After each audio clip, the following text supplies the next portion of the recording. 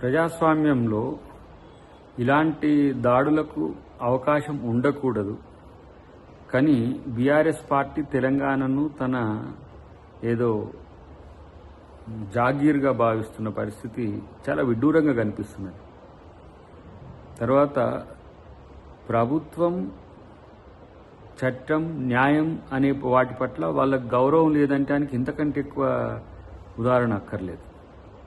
So గతంలో వాళ్ళు చేసిన వికృత చేష్టలో, లేకపోతే నీచపు చర్యలో, లేకపోతే ప్రజాస్వామ్యం అపాస్యం చేసే విధంగా వ్యవహరించిన తీరో సిగ్గుపడాల్సింది పోయి ఇలాంటి పరిస్థితిని తెచ్చుకోవడం అనేది వాళ్ళు పునరాలోచించుకోవాల్సిన అవసరం ఉంది.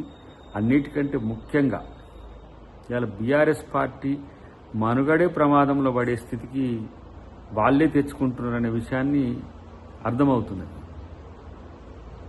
ఇలా ఎన్ని రకాల కథనాలు, ఎన్ని రకాల భావాలు వాళ్ళ మీడియాలతోని, వాళ్ళ యొక్క అనుకూలమైన మిత్రులతో ప్రతిపక్షాల మీద లేదంటే కాంగ్రెస్ పార్టీ మీద గతంలో చేసిండ్రు. ఆ రోజు ఇట్లా కాంగ్రెస్ పార్టీ ఇలాంటి దాడులకు దిగలే. ఎందుకంటే ప్రజాస్వామ్యంలో నిజం ఎప్పటికైనా నిలకడగా ఉంటుందనే ఉద్దేశంతో ఉన్నాం. దీనికి బీఆర్ఎస్ పార్టీ సమాధానం చెప్పుకోవాల్సిన స్థితికి రావడం అనేది సిగ్గుచేటు.